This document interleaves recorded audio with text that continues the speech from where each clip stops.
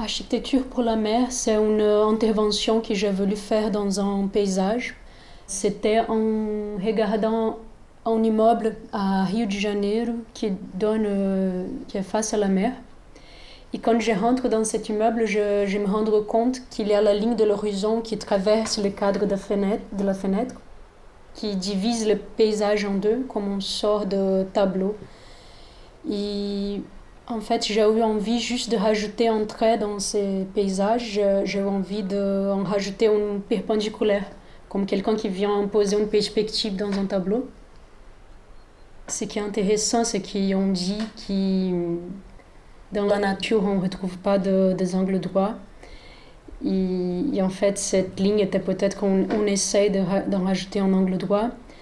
Sauf qu'il y a une architecture dans ces paysages qui est assez particulière parce qu'on a les dessins de chaussées dans la rue qui sont très sinueux et qui a continué par les dessins du sable et après avec les paysages de la mer.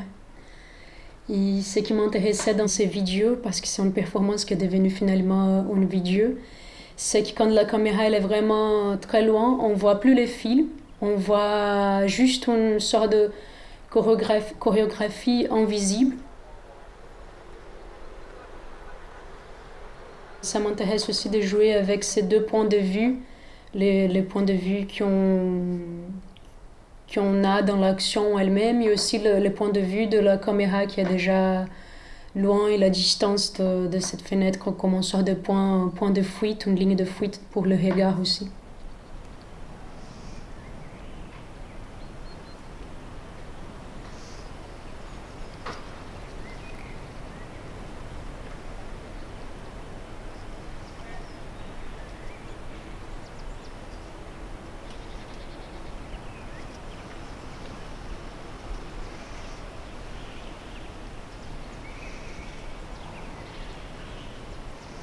En fait, je m'intéresse toujours à regarder un contexte, regarder un lieu, soit un paysage, mais aussi ça peut être le contexte d'un lieu d'exposition, le contexte d'un lieu de travail.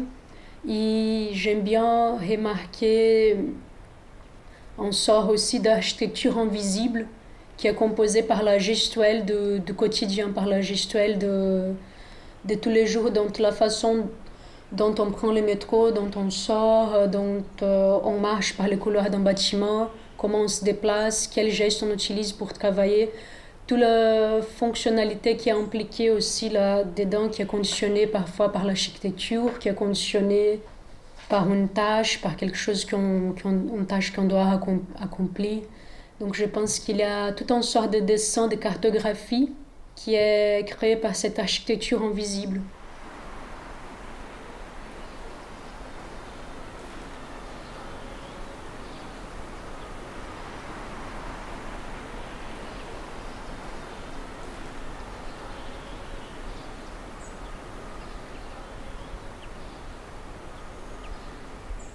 J'aime bien rester sur les éléments qui sont déjà donnés par une situation, par un lieu, parce que en fait, je pense qu'on a déjà tellement d'informations et tellement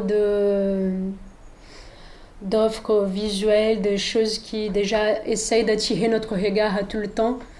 Donc je pense que j'ai pas besoin de rajouter un élément dans le paysage.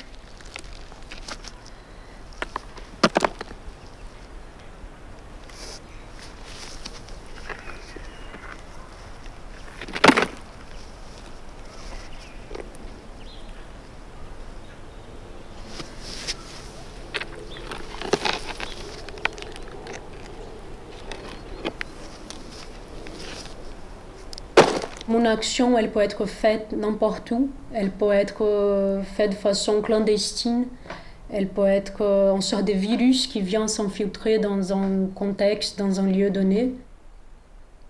Dans une ville où il y a 1 milliard d'habitants ou dans un paysage de bâtiments, par exemple, l'effet de lever un bras ou de tourner une tête, c'est juste un clin d'œil dans un paysage. J'aime bien voir comment quelque chose de très petit peut engendrer une sorte de continuité ou de provoquer quelque part, pas forcément une réaction, mais provoquer un décalage soit poétique, soit un décalage concret par rapport à la façon dont les gens utilisent ou perçoivent cet espace.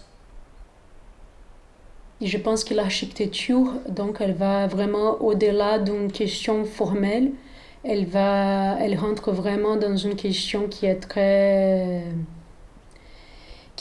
abstraite quelque part, parce qu'elle part de tout un dispositif de relations et de rapports qu'on entretient avec l'espace, avec la vie en soi, qui composent cette construction de choses.